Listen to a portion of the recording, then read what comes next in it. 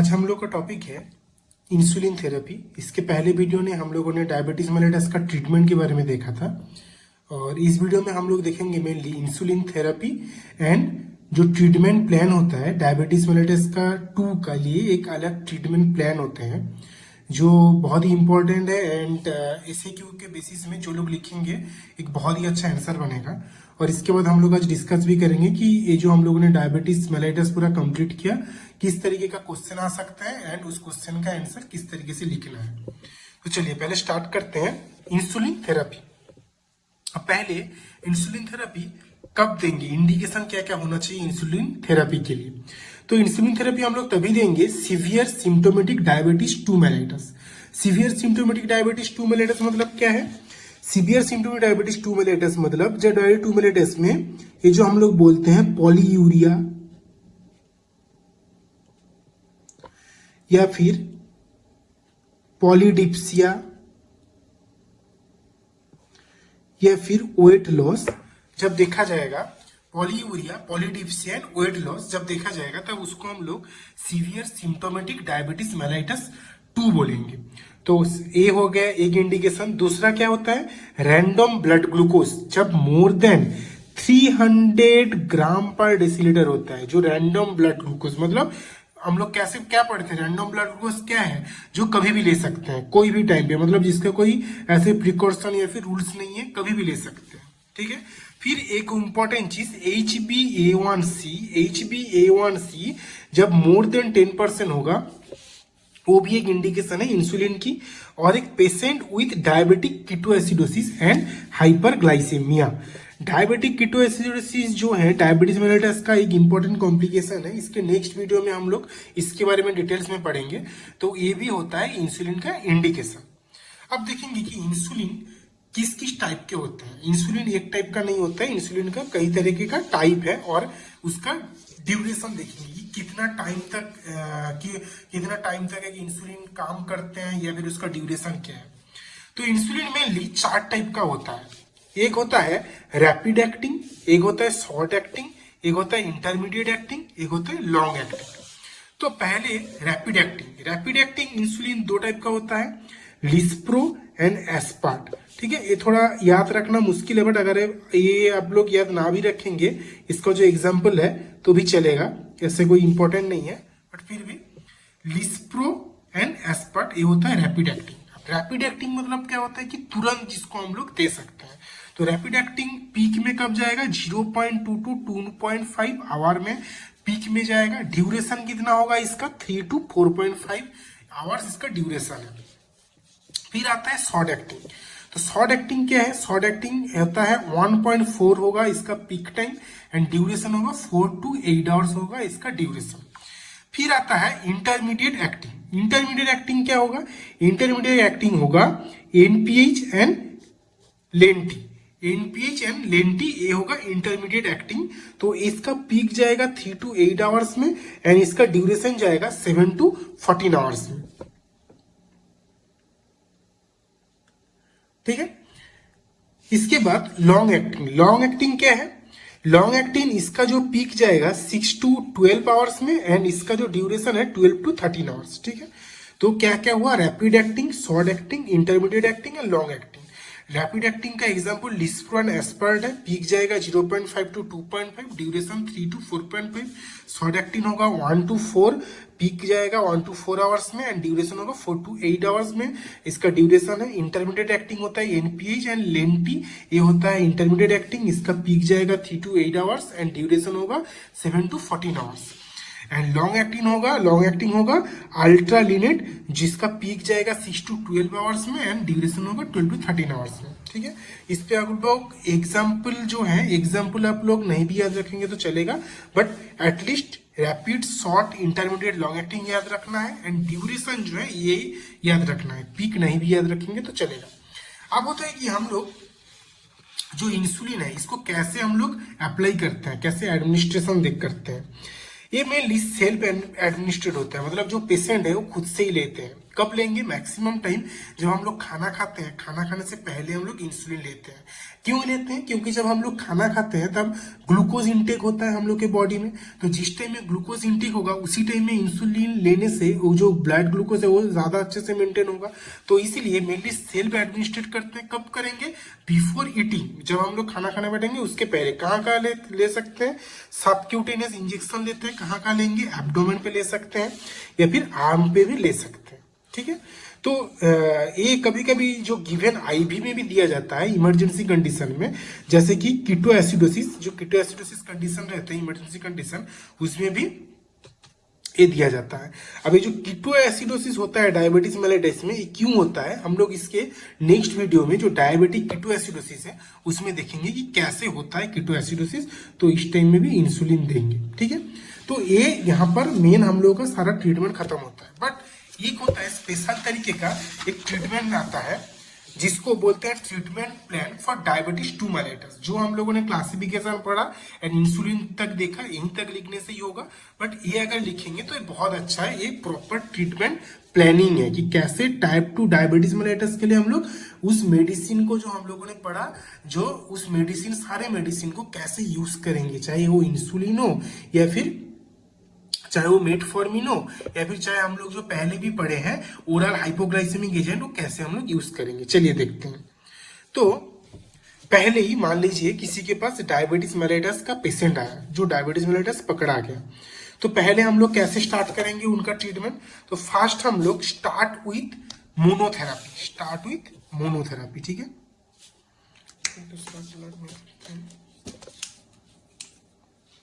तो पहले क्या करेंगे? स्टार्ट विथ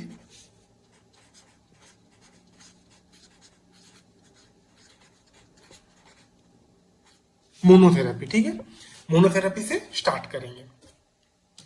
अब मोनोथेरापी से मान लीजिए मोनोथेरापी से हम लोग स्टार्ट किया था, लेकिन फिर भी कुछ टाइम बाद देखा गया कि जो पेशेंट है उनका जो कंडीशन है उसमें कुछ चेंजिंग नहीं है। कैसे कंडीशन में? हम लोग हमेशा पेशेंट का ट्रीटमेंट में कुछ इम्प्रूव आया कि नहीं। जब हम लोग डायबिटीज पेशेंट को ट्रीटमेंट करेंगे तो हम लोग जो फास्टिंग है, पीपी है, वो देखने से ज्यादा हम लोग मेडिकेशन में क्या देखते हैं? HbA1c का परसेंटेज देखते हैं। तो हम लोग क्या किया? स्टार्ट विथ मोनोथेरेपी से स्टार्ट किया था।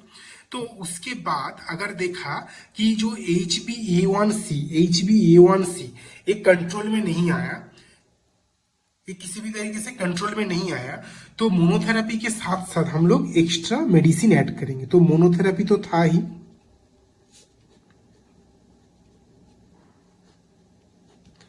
तो हम लोग का मेनली टारगेट क्या रहेगा? हम लोगों ने पहले पढ़ा कि हम लोग का टारगेट क्या रहेगा? जो HbA1c है, हम लोग का टारगेट हमेशा रहेगा कि HbA1c जो है इसका परसेंटेज हमेशा लेस देन 7% होना चाहिए HbA1c का। ठीक है, अब मान लीजिए मोनोथेरेपी स्टार्ट करने के बाद HbA1c का जो परसेंटेज है वो नहीं डाउन हुआ, मतलब लेस देन 7% नहीं किया, तब हम लोग क्या करेंगे? मोनोथेरेपी तो देंगे ही देंगे, मोनोथेरेपी के साथ और भी कुछ कुछ चीजें ऐड करेंगे। क्या क्या ऐड करेंगे मोनोथेरेपी के साथ? मेटफॉर्मिन तो रहेगा मोनोथेरेपी के हिसाब से, एक्चुअली प्लस नहीं है, मेटफॉर्मिन प्लस हम लोग पेशेंट को लाइफस्टाइल चेंज के लिए बोलेंगे। ठीक है, लाइफस्टाइल चेंज के लिए बोलेंगे पेशेंट को। मोनोथेरेपी देंगे, मोनोथेरेपी जैसे कि हम लोग मेटफॉर्मिन दे दिया और पेशेंट को लाइफस्टाइल चेंज करने के लिए बोला। कि लाइफस्टाइल चेंज के अंदर क्या आता है? मेनली आएगा फूड इनटेक आएगा, फिर मान लीजिए किसी भी तरीके का एक्सरसाइज आएगा। ठीक है, ये होता है लाइफस्टाइल चेंज। इसके बाद हम लोग देखेंगे मोनोथेरेपी के साथ साथ लाइफस्टाइल जो चेंज हुआ उसके लिए हम लोग कितना मंथ देखेंगे? 3 मंथ्स देखेंगे। 3 मंथ्स देखेंगे आफ्टर मोनोथेरेपी। 3 मंथ्स देखेंगे आफ्टर मोनोथेरेपी। ठीक है, अगर 3 मंथ्स में मोनोथेरेपी जो है तभी भी HbA1c जो है ये 3 मंथ्स के बाद भी अगर टारगेट में नहीं आया, टारगेट में नहीं आता है, हम लोग का टारगेट क्या है 0.7% में लाना है, अगर टारगेट में नहीं आता है तब हम लोग फिर क्या करेंगे, न्यू ट्रीटमेंट करेंगे। तब उसको क्या बोलते हैं, उसको बोलते हैं डुअल थेरेपी। न्यू क्या करेंगे हम लोग, डुअल थेरेपी।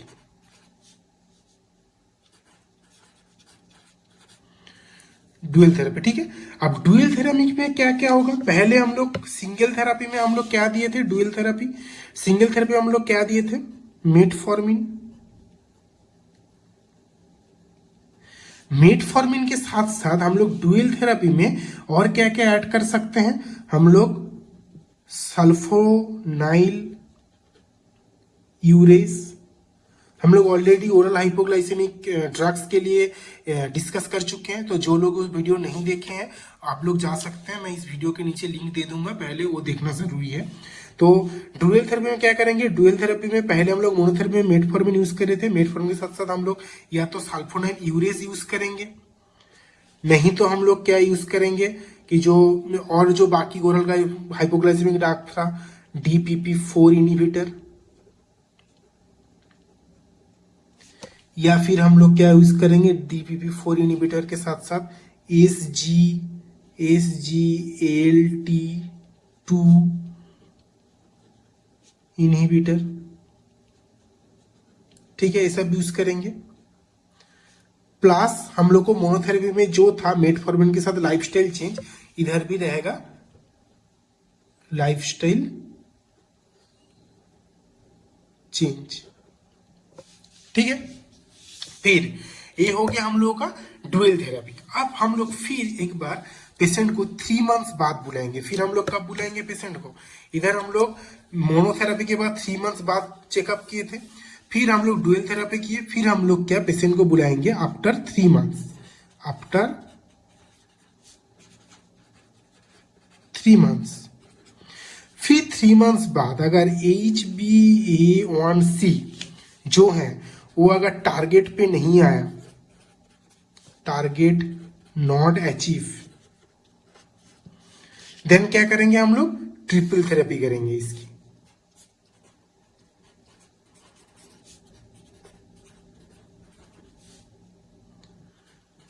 ट्रिपल थेरेपी करेंगे।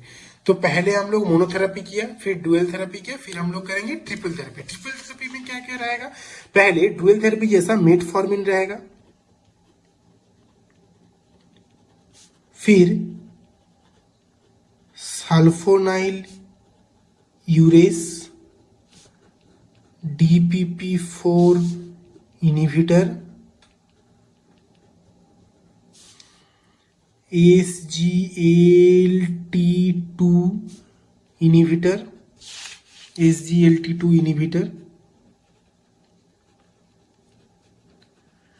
SGLT2 inhibitor and SGLT2 inhibitor के साथ साथ जो था लाइफस्टाइल चेंज वो भी रहेगा, ठीक है। तो ट्रिपल थेरेपी में क्या क्या हुआ, डुअल थेरेपी में क्या क्या था, ये सारा चीजें था। इसमें क्या चीज एक्स्ट्रा ऐड होगा, इसमें होगा इंसुलिन। इंसुलिन मैनेजमेंट जो है इसमें एक्स्ट्रा ऐड हो जाएगा, ठीक है। तो ये होता है ट्रिपल थेरेपी। और एक टाइप का थेरेपी है, अगर मान लीजिए कि आफ्टर 3 मंथ्स, आफ्टर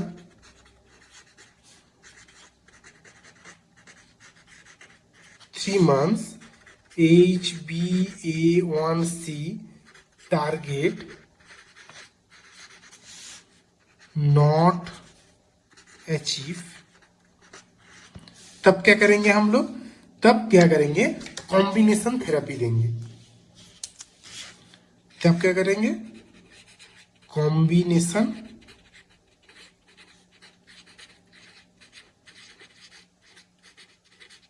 थेरेपी देंगे, ठीक है। तो हम लोगों ने पहले क्या देखा कि ट्रीटमेंट प्लानिंग में क्या रहेगा, पहले हम लोग स्टार्ट विथ मोनोथेरेपी से स्टार्ट करेंगे, फिर हम लोग HbA1c को चेक करेंगे, HbA1c को चेक करेंगे। अगर HbA1c टारगेट में नहीं आया, मतलब लेस देन 7% जो हम लोग का टारगेट है उसमें नहीं आया, तो हम लोग क्या करेंगे, मोनोथेरेपी करेंगे। मोनोथेरेपी में क्या क्या होगा, मोनोथेरेपी में मेटफॉर्मिन रहेगा और लाइफस्टाइल चेंज के लिए बोलेंगे पेशेंट को। फिर 3 मंथ्स बाद हम लोग फिर चेक करेंगे, हम लोग ब्लड ग्लूकोज या फिर जो टेस्ट होता है शुगर टेस्ट उसको टेस्ट करेंगे। फिर देखा कि HbA1c जो है तभी भी टारगेट अचीव नहीं किया, अगर तभी भी टारगेट अचीव नहीं करता है, फिर हम लोग क्या करेंगे, डुअल थेरेपी करेंगे। डुअल थेरेपी में क्या क्या देंगे, मेटफॉर्मिन या तो सल्फोनिल यूरेज, नहीं तो DPP इनिबिटर, नहीं तो SGLT2 inhibitor plus lifestyle change. मतलब मेटफॉर्मिन देना ही पड़ेगा, इस सब के मेटफॉर्मिन के साथ इन तीनों के अंदर कोई भी एक को ऐड करेंगे, लाइफस्टाइल चेंज रखेंगे। फिर आफ्टर 3 मंथ्स फिर चेक करेंगे। फिर अगर आफ्टर 3 मंथ्स बाद अगर HbA1c टारगेट अचीव नहीं कर पाया, तब क्या करेंगे, ट्रिपल थेरेपी करेंगे। क्या होगा ट्रिपल थेरेपी में, सेम होगा, मेटफॉर्मिन या फिर मेटफॉर्मिन के साथ sulphonyl urease, DPP inhibitor, SGLT2 inhibitor plus lifestyle change. अगर ये नहीं हुआ तब क्या करेंगे, ये सब देंगे, इसके साथ क्या देंगे, इंसुलिन मैनेजमेंट करेंगे। ठीक है, ये ट्रिपल थेरेपी में ऐड होगा एक्स्ट्रा इंसुलिन मैनेजमेंट। फिर हम लोग 3 मंथ्स बाद क्या करेंगे, HbA1c टारगेट नॉट अचीव, अगर नहीं अचीव होता है तब क्या करेंगे, कॉम्बिनेशन थेरेपी। पर इधर और एक ट्विस्ट है, मान लीजिए कि जो HbA1c का पेशेंट था वो हम लोग के पास जब आया था, हम लोग के पास जब HbA1c का पेशेंट था जब आया था, उसका जो या तो मोर देन 90% था, ठीक है, या तो फिर मोर देन 10% था। अगर पेशेंट जो आएगा उसका अगर HbA1c मोर देन 90% रहा, तब हम लोग पहले से ही मोनोथेरेपी ना स्टार्ट करके हम लोग पहले से ही क्या करना पड़ेगा, अगर पेशेंट HbA1c का 9% लेके आता है तब मोनोथेरेपी ना करके हम लोग पहले से क्या करना पड़ेगा, डुअल थेरेपी करना पड़ेगा। ठीक है, डुअल थेरेपी। पेशेंट अगर 9% HbA1c लेके आता है तो पहले से क्या करेंगे, डुअल थेरेपी। ठीक है, और पेशेंट अगर 10% मोर देन 10% HbA1c लेके आता है तब हम लोग डायरेक्ट क्या करेंगे, एकदम डायरेक्ट क्या करेंगे, नीचे जो हम लोगों ने देखा कि ट्रिपल थेरेपी के बाद जो है कॉम्बिनेशन थेरेपी, तब डायरेक्ट कॉम्बिनेशन थेरेपी करेंगे। ठीक है, मोर देन 10% लेके आए तो क्या करेंगे, कॉम्बिनेशन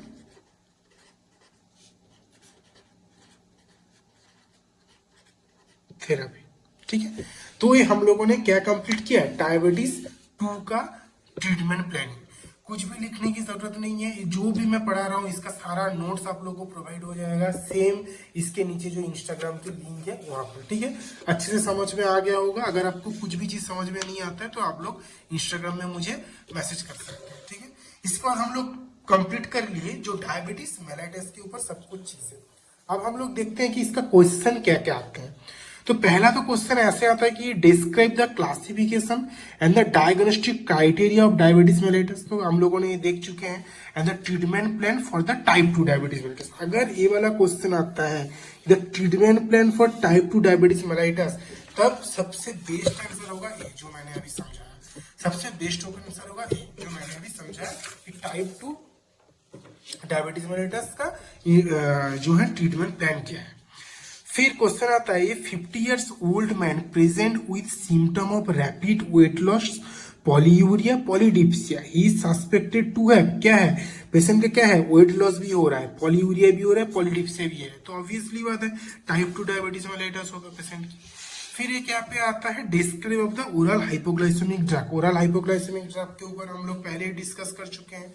इंसुलिन थेरेपी भी हम लोग आगे डिस्कस किए, AMLE इंसुलिन थेरेपी। ये जो है पूरा एकदम प्रॉपर एग्जाम में ऐसे ही लिखना है, इंडिकेशन इंसुलिन का, rapid acting, short acting, intermediate acting, long acting. अगर आप लोग पीक टाइम याद नहीं रख पाएंगे, आप लोग बस ड्यूरेशन लिखना है इसमें। ठीक है, ये हो गया इंसुलिन थेरेपी। फिर आएगा complication of diabetes mellitus, clinical features of the diabetes mellitus. ये हम सब कुछ डिस्कस कर चुके हैं पहले की वीडियो में। Complication of the diabetes mellitus, clinical features of the diabetes mellitus. आप लोग को अगर कुछ भी प्रॉब्लम हो, इस वीडियो के नीचे लिंक दिया हुआ है, प्लीज आप लोग जाके पहले की जो भी वीडियो है इसका देख के आइए, तब तो फिर आप लोग सारा जो है डायबिटीज मेलाइटिस अच्छे से समझ पाएंगे। नेक्स्ट हम लोग डिस्कस करेंगे डायबिटिक कीटोएसिडोसिस।